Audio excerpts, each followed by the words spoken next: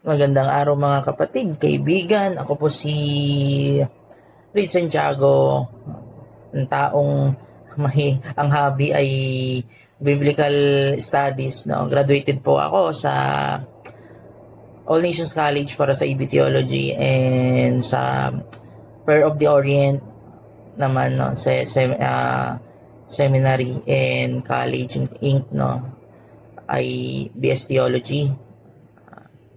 I'm making this video no, to fulfill my promises sa mga kaibigan, kapatid no, na napangakukuhan ko last year pa na tuturo ako ng ilang mga subjects na natutunan ko sa theology, but I was not able to do that because alam nyo na, buhay medyo busy no? So hindi ako nakakapag-drop by sa mga napangakuan ko. So I'm making this since na nasa technological era na tayo. So I hope these videos hindi ko man ma-compensate yung buo yung mga pangakong nabitawan ko, but at least it would help no na kahit papaano no ma-fulfill ko man lang kahit konti yung mga promises na binitawan ko. So siyempre, dahil AB Theology, BS Theology, matik, alam na natin na kung ano yung i-discuss ko sa mga sa video na to at sa mga susunod na video na i-upload ko in the near future, and hopefully maraming manood no, para kahit papano medyo ma-appreciate naman din ng iba yung mga naipon ko sa hobby ko na pag-aaral sa theology no. So what is theology actually no? Theology is a course no, na isa sa pinakamalawak na course or your course siya no, kung ita-take nyo sa seminary or theological school. Hindi ko mapapromise no na mako-concise ko yung buong subject na yan so sa mga bidyong magagawa ko, pero itatry ko i-concise or simplify no, para yung mga mahilig din mag-aral no, or nag-umpisa pa lang mag-aral or nag-aaral na pero medyo naguguluhan pa sa subject na to, is ma-picture out nyo kung ano ba talaga yung theology. So when you say theology in literal definition, syempre no, pag sinabi niyo theology, theo, God, no, logy, studies, simple lang naman. Pero kung lalagay niyo sa literal definition, study of God, no, but the thing is, no, we cannot study God, no. I will be using this term, no, to syempre, dahil yan yung natural na term pagka sinabi nating mag-aaral tayo ng Bible, theology agad yung subject na naiisip natin. So gagamitin ko na lang in accordance sa ganong definition natin no, sa panahon natin. So ayun nga, what is theology no? Theology, kung yung mamarapatin no, take theology no as these three. Example lang to ha, para I will try ko lang i-concise no, or i-picture out sa inyo kung ano ba talaga nangyayari sa theology. Kasi sa theology, napakadaming subject kasi. Now, what I'm trying to do no is ang tawag ng practical approach no, and syempre, pag nag-aaral kayo, iisipin nyo, bakit kailangan ko kahit kailangan pasok pa rin yan sa subject na theology, bakit kailangan pa yung pag-aralan, no? Bakit kailangan prerequisite pa yan para makagraduate ka, etc., etc. So, ang tatry kong gawin sa video na to is to make sense bakit yung mga subject na under ng theology kailangan no, mong i-take at maintindihan kung ano to. And in other words, kung paano mo siya gamitin, no? O, ma-picture out mo na lang kung paano mo siya magagamit, no? In the near future sa paggawa mo, no? Or pag nag-ministry ka, no? Ayun nga. So, actually sa theology, napakaraming subjects. And some of it, babanggitin ko, no? Like for example, biblical theology, no? Systematic theology, lahat yan, no? Yung dalawang yan, historical theology, kasama yan sa subject, practical theology, exegetical theology, apologetics, moral theology, etc. So, doon pa lang sa bawat subject na yan, may mga topic yan and bawat topic, maraming oras yung kakainin dyan. Hindi ko itatry na, hindi ko sasabihin or try na i-convince kayo na wag nang i-take yan dahil manood na lang kayo ng video ko. No, the thing is, binanggit ko yan, no, iba naman yung purpose natin para magkaroon lang kayo, no, ng idea, actually to encourage you more na pag-aralan yan in the near future. Kung wala pa kayong time ngayon, it's okay, but I hope sa videong ito, no, you will take time na kapag na kita nyo yung or napag-aralan o napagtanto nyo yung purpose ng video na to is for you to focus, no, sa bawat subject and topics ng theology na binibigay ng professor o teacher nyo or pastor nyo, no? Ayun. So, ayun. So, madaming tawag dito, madaming subject yung theology and lahat ng yun ay hindi naman natin matatakal agad. So, sisimplify natin.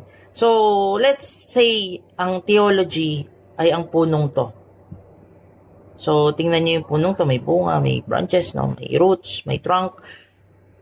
So, ang una nyong makikita sa puno is yung bunga, which is, yan yung una natin kinokonsume. Pag may nakita tayong puno, yan yung kinokonsume natin. Ay, matamis yung puno, yung bunga ng bayabas, bunga ng mansanas, gano'n. So, yan yung mga edible thing. So, again, no, let's say, ang puno na to ay ang theology. At ang isa sa bunga, no, ng theology or something you consume or yung edible, no, is number 1, homiletics. So, bakit ko ginawang parang bunga yung homiletics? Pareho lang naman sila ng subject. Tinatakal naman yan. Well, ang homiletics kasi, yan yung unang mapapansin sa mga nagtuturo sa preacher, sa teacher, sa elder, sa pastor. So, yan yung kinoconsume or kinakain spiritually ng mga listener. So, ano ba yung homiletics? Bakit yan yung kinakain nila? So, technically, ang homiletics is the study, no, sa paggawa ng sermon, preaching, no, lessons, no, sa mga Bible studies, expository, kasama yan dyan, no, isang subject lang yan, minsan exhortation, no, ginagamitan din ng homiletics kahit papano, hindi man buo pero may touch ng homiletics. So, in short, ang homiletics ay ang pag-aaral kung paano gawin ang isang lesson o sermon, no, etc. So, kung sa school yan, lesson plan, no, yan yung isa sa mga tools o isa sa mga ginagawa ng teacher. Sa pastor naman, homiletics or sa mga preacher. Now, bakit siya naging bunga? Kasi yan yung unang visible na unang makikita ng mga tao. Unang mapapansin pala, hindi makikita. No? Unang mapapansin, magsasabihin, ganda naman ng lesson ni pastor. No? Ang ganda naman ng preaching ni pastor. Yan. Homiletics, ano pa? Isa yan sa mga bunga na makikita nyo agad. Papansin nyo agad. No? Ano pa? Pastoral theology.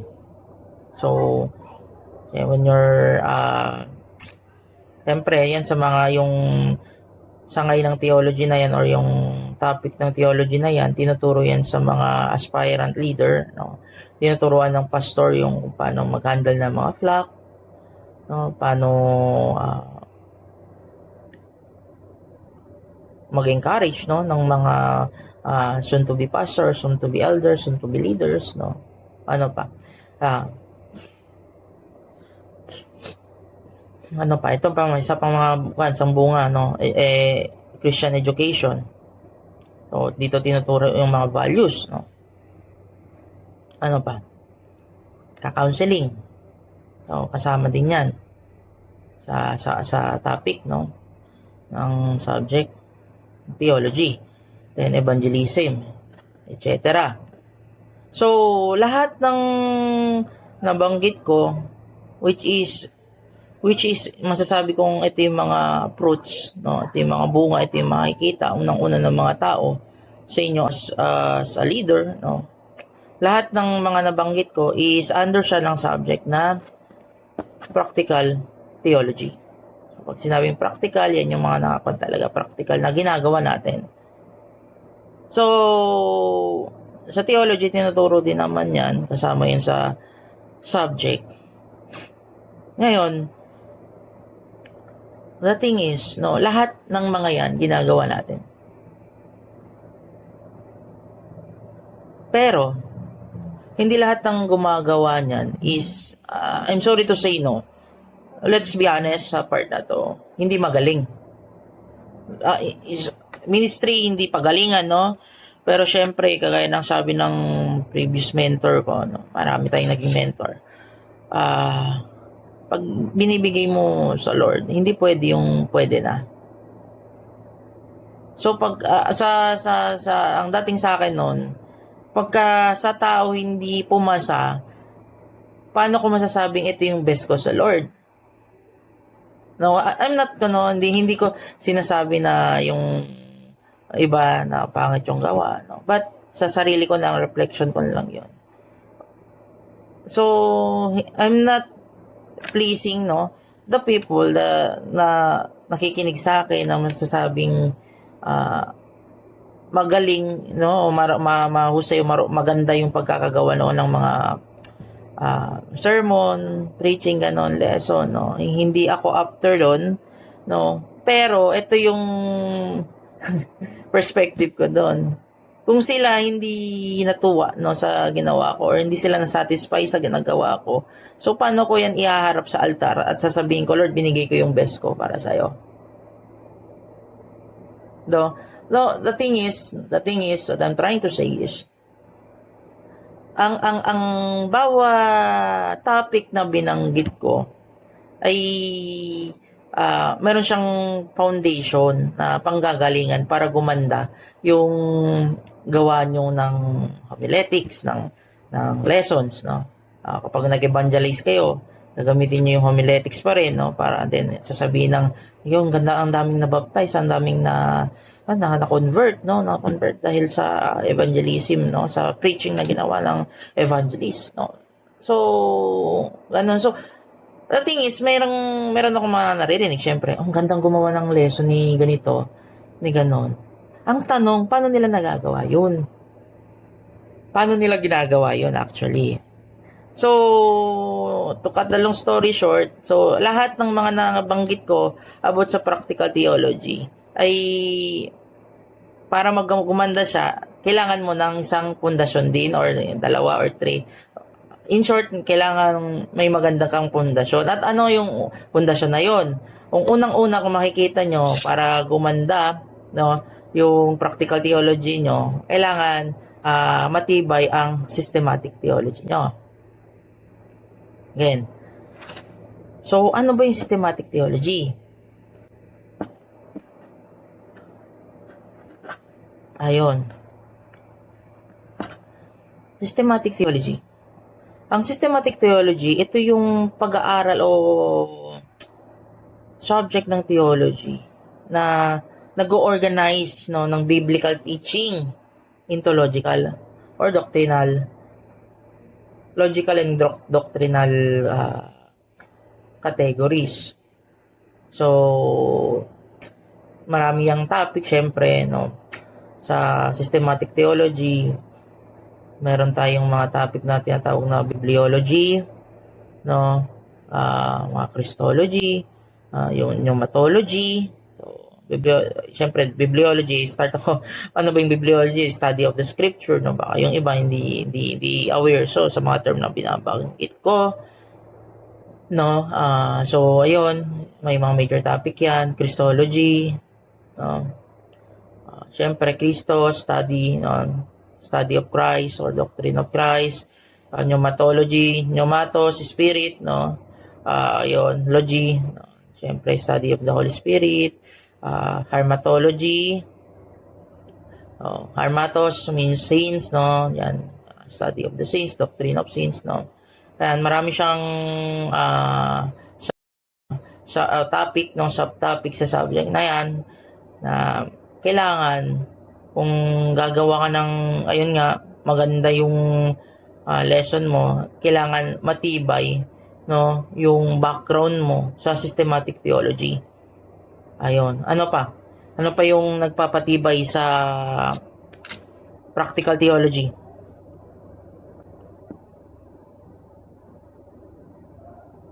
Ayan.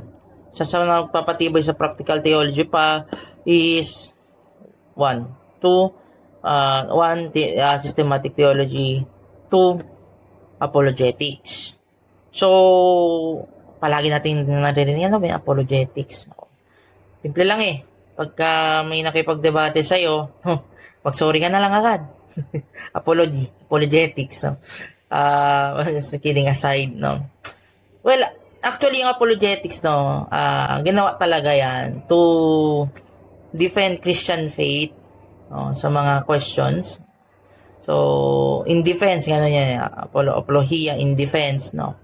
But, ang iisipin nyo agad, hindi, ibig sabihin, pag sinabi ng apologetics, puro debate dyan, no. Actually, may part, syempre kasi you defend may something kang i-defend eh. Pero hindi lahat, no, ng kabuuan ng subject na to is about debate. May mga arguments, yes. But, sa napagtanto ko no, ang apologetics talaga is the science, no, or art of explanation. Why? Siyempre, dito ka sa nakikipag may dinedefend ka, so mahahasa ka kung paano explain. And eventually, yung paghahasa mo kung paano mag-explain, magagamit mo siya sa paggawa ng mga homiletics, ng mga lessons. No? So, the training is hasain mo kung paano i-depend yung sarili mo, pero eventually yung matututunan mo, how to explain, how to probe. No? Magiging magaling ka sa probing. No? To, yung kung paano mo i-present yung cases mo, bakit siya kailangan, bakit siya tama, ganon. So, again, no, kapag maganda yung apologetics mo, tanggalin nyo na lang yung perspective sa debate or arguments or depending something, no. Although, kapag nag-apologetics kayo, dadaan kayo, but what will you take is yung mamaster nyo kung paano mag-explain. And mastering how to explain, ang makaka-credit talaga nito yung paggawa nyo, no, ng lessons, no, or yung homiletics. Syempre homiletics gagamitin mo yan kahit sa lahat ng mga fruits na binanggit ko kanina, kahit sa counseling gagamitin mo pa rin yan, no. Hindi ka man gagawa, no, ng sermon kapag nag-counsel ka, no, pero yung delivery mo, syempre, magsasalita ka pa rin based on scripture.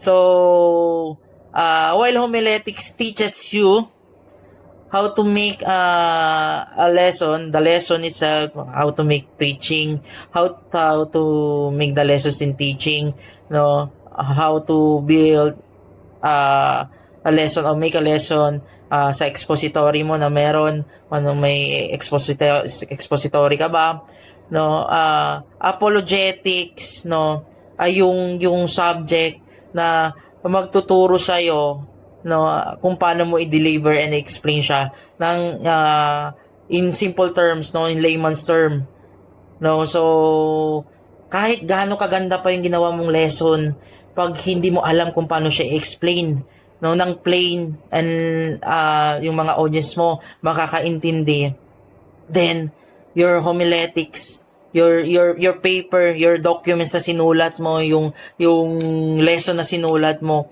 is useless. So that is why, no, sasabihin, no, ng mga tao, ang ganda man naman ng lesson na ginawa ni ganito, ganda naman ng preaching ni ganito, ni ganon. Yes, napakaganda ng lesson na ginawa. Lalo nagpaganda nun is yung kung paano niya i-explain yung ginawa niyang lesson. And that is why, no, yung homiletics is a paper, hindi yan mananamnam, no, ng mga listener hanggat ang lesson mo ay nasa papers, no. Malalaman nilang maganda yan through your explanation, and part ng pag-explain mo, ginamitan mo siya ng subject or ng technique or kung ano yung natutunan mo sa apologetics. So that is why no, isa sa mga magandang pundasyon ng practical theology, dapat maganda rin, no, yung yung apologetics nyo. So ayun, ano pa, isa pang branch. Siyempre, systematic, ginawa yung systematic, yung meron kang systematic theology, no, pinag-aralan mo, pinag-isipan mo maigi kung paano mo gawin yung mga lessons mo. Then meron kang apologetics maganda, no, yung pagkaka-deliver mo ng mensahe mo. But no, yung dalawang yan, no, useless siya kung wala kang moral theology or yung ethics. So ano ba yung moral theology or ethics? No. Ito kasi actually minsan napapagpalit ko silang dalawa eh. Nagpapagpalit ko yung philosophy at saka itong ethics sa moral theology, no. Pero although they closely related, pero hindi sila pareho. No, kasi syempre pag sinabi mong moral theology, yung reason or yung focus, no, ng lesson dapat naka-base sa biblical truths, no. So kung ano yung ethics ng Bible, dapat yun yung ituturo mo. Ngayon, kagaya sabi ko kanina, maganda ka mag-explain, napaka-systematic yung pagkakaayos mo, no? May magandang logical doctrine yung binigay mo sa mga lessons mo. But the thing is, yung purpose ng paggawa mo ng lesson na yun ay hindi nakabatay, no, sa scripture o sa Bible. So useless din yon. So kailangan mo ng matibay na moral theology, no, para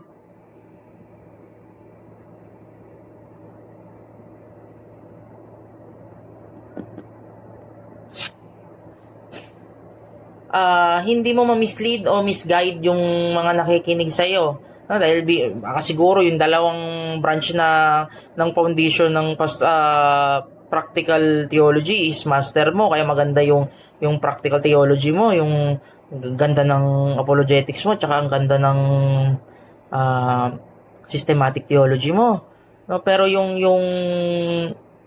nakapaloob sa lesson mo is hindi siya pasok sa moral theology, then that is useless. You might misguide your listener. So, yung tatlong yan, no? Yung tatlong yan, ang nagpapatibay ng practical theology, na which is yun yung visible sa karamihan. Hindi mo makikita na nag-aaral ako hindi mo sinasabi yun eh. Pero nag-aaral ako ng apologetics, hindi mo makikita yun eh.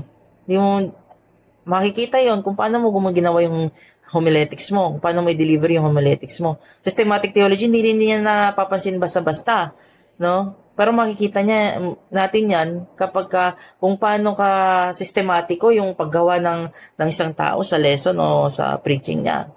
No? Then, morally, no, may moral theology, makikita mo kung ano ba ang ganda naman ng mensahe. Hindi yan basta makikita, pero yan tatlong yan, yung pinakapundasyon, no, ng mga nakikita natin, o naririnig natin, o natitikman natin spiritually.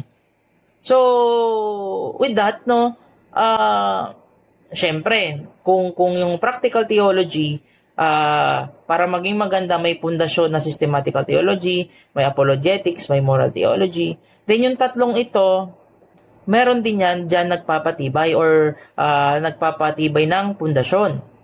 So, hindi ka kakaagad-agad na hindi natin pwedeng sabihin agad-agad na maganda na agad yung systematic theology, no? Ang unang nating maisip, paano naging maganda yung systematic theology niya? Paano naging maganda yung apologetics niya?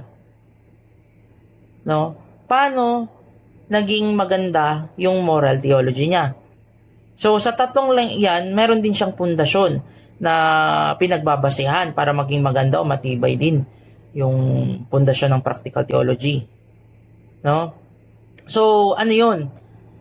Para maging maganda yung apologetic, systematic theology, and moral theology, kailangan matibay or maganda yung textual criticism mo. So, textual criticism, actually, kung ako yung tatanungin, it's more on grammar, no? Siyempre, nag-aral naman tayo ng grade 1 hanggang college, no? So, kailangan maintindihan mo yung grammar. Actually, yun yung pinaka-basic ng textual criticism. No, ano pa? Sa textual criticism, hindi ko siya matuturo into words, no? Kasi ako natutunan ko siya sa isa kong mentor. And ang masasabi ko lang, no, shoutout pala kay Bishop Tony Galyemet. Textual criticism ko nang galing sa'yo actually. Kung paano ka tawag dito, kalawak, no, ang imagination niya pag nagbasa ng isang passage, no, kung paano siya magbasa ng text. Nag-iisip siya kung, ano yung nangyari in between the lines. So, dun ko na experience, nga, no, pwede pala yun. Oo nga, no, in between, palagi siyang imagination, malawak yung imagination. So, oo, ganon. So, hindi ko matuturo yun, no? Kasi syempre, yung imagination na yan is more on sa art kasi yan. So, may kanya-kanya tayong imagination. And I think, no, kung saan pupunta yung imagination nyo doon sa part na yon. But mahalaga yon in order to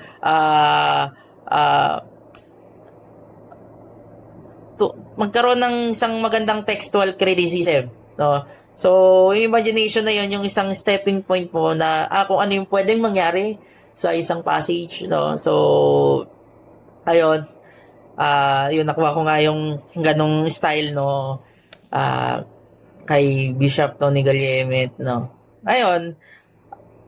A problem with that, no? Kapag doon ka lang sa textual criticism, magkaka-problem ka din. Kasi dyan na tayo papasok din yung problem minsan, no? Minsan yung imagination natin, ginagawa natin parang totoo. Which is, although okay naman, no, magkaroon ka ng imagination na ba nagbabasa, pero hindi lahat ng imagination mo totoo. No? Or dahil nagsalita ka sa pulpit, dapat totoo na yun. No, that's not the thing. No, kaya medyo delikado, no? Delikado siya pagdating sa kapag nagsalita ka sa pulpit kasi ano yung lalabas diyan is nagiging law na yan syempre sa mga nakikinig kasi the pulpit is sacred. Ayun. Para maging magandang textual criticism mo, no, maging fair, maging pantay, kailangan mo pa ng isa. Ito yung tinatawag nating hermeneutics. So, sa textual criticism, maganda nagkaroon ka ng imagination kung ano yung pwede nangyari. Ngayon, tutulungan to ni hermeneutics, no? Kung yung imagination mo ba, no, is true, no? Dahil ang hermeneutics, ang pinag-aaralan nito, no, is yung interpretation or define ko na lang. It is the science and art of interpretation. So, siyempre, biblical hermeneutics yan, no? Of the scripture, no? Kasi maraming hermeneutics, eh. Dito tayo sa biblical, no? Biblical hermeneutics, no? Tayo sa ibang hermeneutics, no? hindi natin subject yun, hindi ko master yun, hindi ko alam yun. Kasi may law hermeneutics, no, may et cetera. So, anything, no, with interpretation, it boils down sa subject na hermeneutics, no. So si hermeneutics, no, siya yung syempre may imagination ka, kailangan mo 'yan, no. Siya yung magko-consider ngayon kung totoo ba yung imagination mo o hindi, no. Kasi hindi naman natatawa talaga ako sa imagination no. Pero kailangan pa rin talaga no. Siya yung sasala no, magre-refine how true is what you think about this verse, no. Ayun. So, hermeneutics actually, kung ako yung tatanungin, ito yung isa sa pinaka-puso, no, ng theology. Kasi, starting from here up to up, no, ito yung may pinaka-mabigat, no, or maraming gagawin, no, pagka nag-aaral ka sa theology, or impose, no. Kung i-actualize mo yung theology sa buhay mo bilang minister, bilang pastor, no? For example, sa homiletics, no? Kailangan mo ng hermeneutics yan, no? Gagawa ka ng lesson, kailangan mo interpret. Although, syempre, dadaanan mo lahat yan, no? Pupunta ka ng apologetics, pupunta ka ng moral theology, no?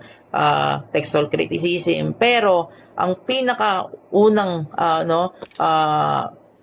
pagbubuntunan mo or ng attention mo is yung hermeneutics. So, for example, nagkaroon ka ng textual criticism, ito yung naging imagination mo. Now, si hermeneutics ngayon, magre-refine, no? Whether these findings or these findings, so ano ba, imagination mo is true or not, siya yung mag-i-interpret nun. Hindi, kanto, tama naman to. So, it deals, no? Ito yung pinakabuhay actually, no? Isa sa pinakabuhay, no, ng mga gagawin mo sa theology. Now, ano yung sunod? Tapos ng textual criticism, meron kang hermeneutics, no? Napagtanto mo na mali yung textual criticism mo, erase. So, balik na naman. Erase. No, you interpret it sa kasi yung hermeneutics, it is a discipline like apologetics is a discipline. Syempre kung paano mo i-explain, no, yung case mo. Hermeneutics is also a discipline. May certain rules dyan na sinusunod para for you, no, for someone who teach o make a lesson na factual. Actually, hindi factual. Mahirap maging factual kasi, no? Kahit ako, gusto ko factual talaga yung findings ko palagi, no? Pero sa theology kasi medyo mahirap yung visible facts, no? Hindi naman lahat, no? May time na makikita naman natin, no? May facts naman, no, pero yung logical, no, philosophical, no, na right. So si hermeneutics yung titingin doon kasi yung discipline ni hermeneutics, siya yung mag-refine sa sala, no. Ito bang naisip ko sa textual criticism ko is logically right, philosophically right ba yan, morally right ba yan, no. So, si hermeneutics yung titingin, panto, ang narrative na to is ganito, ganon. Ang narrative na to ay galing sa ganitong era, no? So, yun. So, dito sa hermeneutics, no, bubuo, sa sala, bubuo, no, yung foundation ng case ng textual criticism, then, paangat, no, sa homiletics, no, sa lesson, sa preaching, sa teaching, so etc. So yan yung isa sa pinaka pundasyon. Now, to be honest, no, ang pinakamalawak, no, at pinakamahirap actually na subject yung homiletics, no. That is why, kung tatanungin ako, hindi homiletics, no, hermeneutics.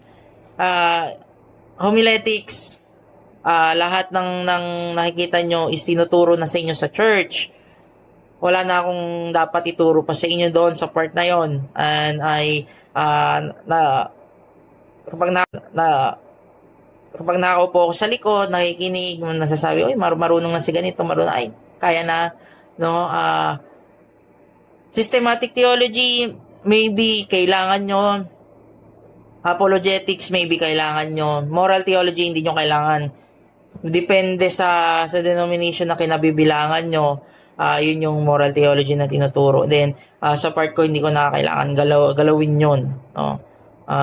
Ayun. I respect the autonomy of each body. No? Part of the body, no? Ng church. No? Gusto kong ituro yung apologetics, but that is not my mastery actually. So, hindi ako magaling masyado sa pag-explain, nahihirapan din ako. No, pero alam ko, no, tinuturuan na kayo, nakakapag-train na kayo into explanation. Marami yan sa inyo. Systematic theology, siguro mababranch out yan or madadamay na yan kapag maganda na yung textual criticism nyo. Ngayon, si textual criticism, again, gaganda yan kapag maganda yung hermeneutics nyo. That is why, no, kung ako yung tatanungin sa susunod nating mga video, I want to discuss more, or kung mag-upload man ako ng videos, no, in the near future after this, no, I will be tackling or itatakal natin, no, yung subject na hermeneutics. Again, ang subject na to is sa pinakamadugo ng una, pangalawa, sobrang haba, but I will try my best, no, bestest, no, para i-concise siya, concise, no, gawin nating maiksi, no, pero precise.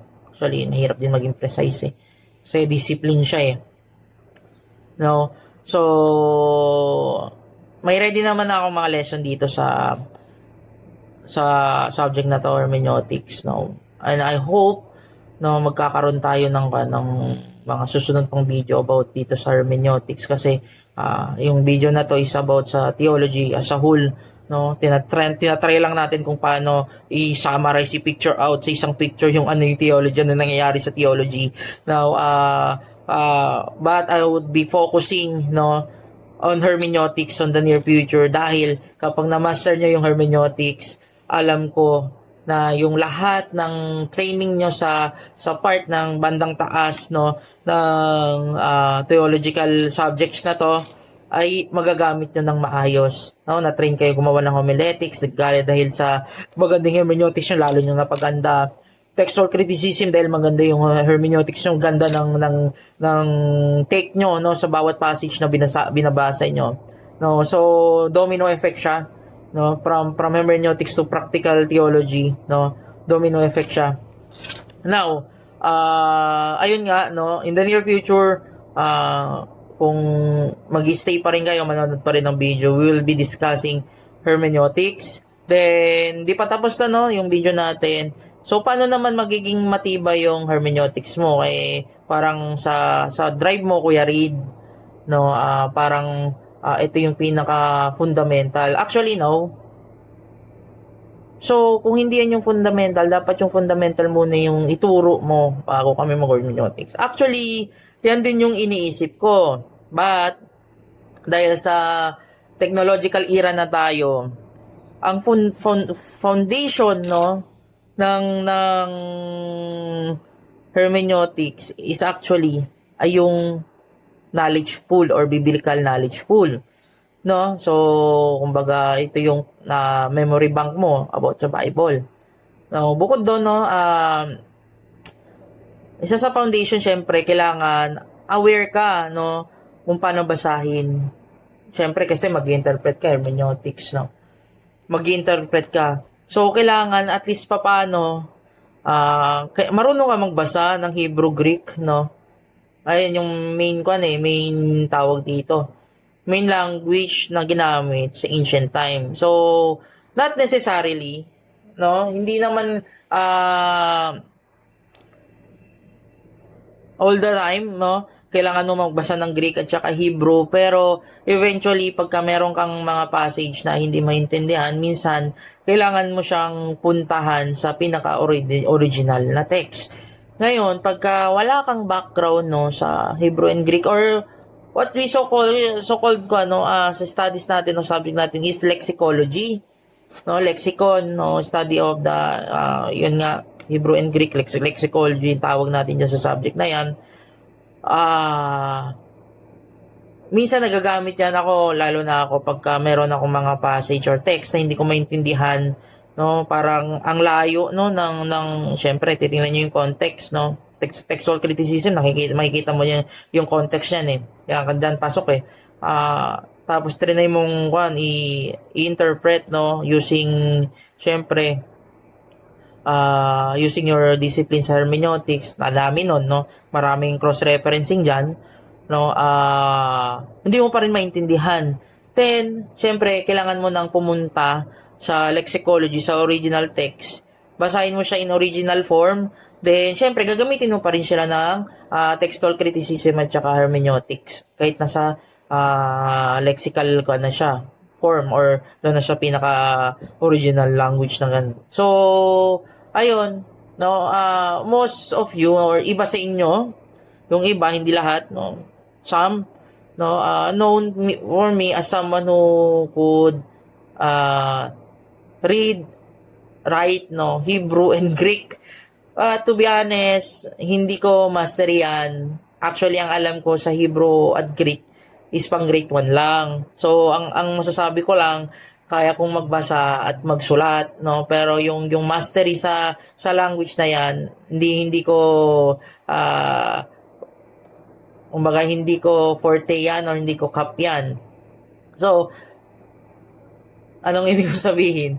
Gustuhin ko man turuan kayo, but para sa akin yung ituturo ko, makukuha nyo na naman sa internet, no, sa technological era natin. So, ayun, so akong pipiliin, masupunta pa rin ako sa hermeneutics kasi doon, matuturuan ko kayo kung paano yung estilo ko, no, style ko, kung paano gumawa ng, kung paano mag-interpret, no, paano yung textual criticism mangyayari, no, and eventually papunta sa homiletics. So, and again nga, no, lexicology is the foundation of, not all the time, no, kasi may translation naman tayo. But some of the time, kailangan mo ng lexicon para maintindihan yung kabuuan ng hermeneutics, no? So, then, ano pa? So, para magkaroon ka ng magandang hermeneutics, ano pa yung kailangan mo? Again, kagaya ng sabi ko kanina, para mapabilis, no, yung pag-interpret mo, hindi ko rin naman ko na i-require doon, no, kasi kaya nyo na rin gawin yun na kayo na rin mismo, no. Kailangan malawak talaga yung knowledge pool nyo sa Bible para mas mabilis. Although, magagawa nyo naman ng magandang hermeneutics kahit hindi masyadong malawak yung knowledge pool nyo. Kasi dahil nga sa era natin, no, one click na lang, punta ka ChatGPT, makikita mo na yung background, gagamitin mo yung information na yon. No, not all of the information sa internet ay totoo. Yes, but it would help, no? Dahil may hermeneutics ka namang discipline, makikita mo yung mga lapses ng information na binibigay. So, makakapag-cross-reference ka na. So, ayun na nga, no? Isa sa mga root or foundation ng hermeneutics is yung full of knowledge o yung tinatawag nating biblical theology. Na which is, since day 1 na pumasok ka sa church, nabibuild up na yan sa Sunday school pa lang, no? Tinuturo sa'yo yung buhay ni ganito, no? Story ni Adam, story ni Eve, etc. hanggang sa lumaki ka.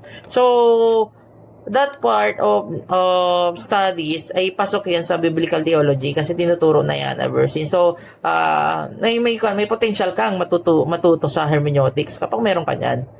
No, mabilis na lang. Although, kung wala naman, may internet naman. Kung meron pa rin. Ano pa?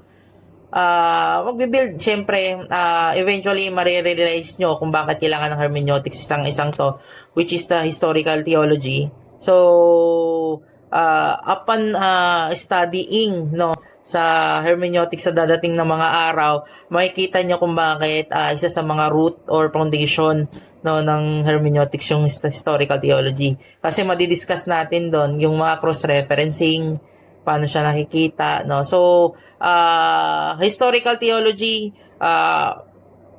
titingnan nyo yung history, hindi lahat ng history mapapakinabangan nyo. Pero eventually, yan yung magiging, alam nyo yung picking ground, no? Gumawa ka ng lesson na ganito, gumamit ka ng hermeneutics, tapos ito yung pupulutin ko ngayon na naka-imbak, no, sa knowledge pool mo. Meron kang historical theology na nalaman, nabasa ka. So, ito. So, idudugtong ko ngayon sa lesson ko. Ito. Factual to. May nakita tayong archaeological evidence. Ganito, ganon. So, yung verse na to is totoo. So, ayun. Ay, yung dalawang yan, no, yan yung pinaka-pundasyon. Siyempre, of course, yung Bible. Bible at saka yung history ng biblical theology. Ayun guys, no, hindi ko alam, no, kung na-concise ko ba yung theology, no. Na-enjoy ko na kung paano magsalita. Hindi ko na alam kung saan ako patungo eh. Sana nandun ako sa tamang track, no, at maliwanag naman yung pagkaka-explain ko, no, sa theology gamit ang gamit ang tree na to o yung punong to. And hopefully guys, no, samahan nyo ulit ako, no, sa susunod na video na gagawin natin about hermeneutics naman ngayon, doon sa susunod na video, no. Medyo maraming videos yon, no. Hopefully, hindi tayo tamarin, no, mag-edit, mag-video, at tuloy-tuloy, no, para kahit papaano yung mga gustong matuto pa ay pwedeng matingnan yung video natin at may makuha sila. Konti man, malaki man, maliit man, at least meron kayong makukuha or may take home kayo. Ayun lang guys, no. God bless. Hopefully, no, makikita ko ulit kayo, no, sa mga events natin sa susunod na mga araw. Busy lang talaga si Kuya Reed. Ayun, God bless and shalom.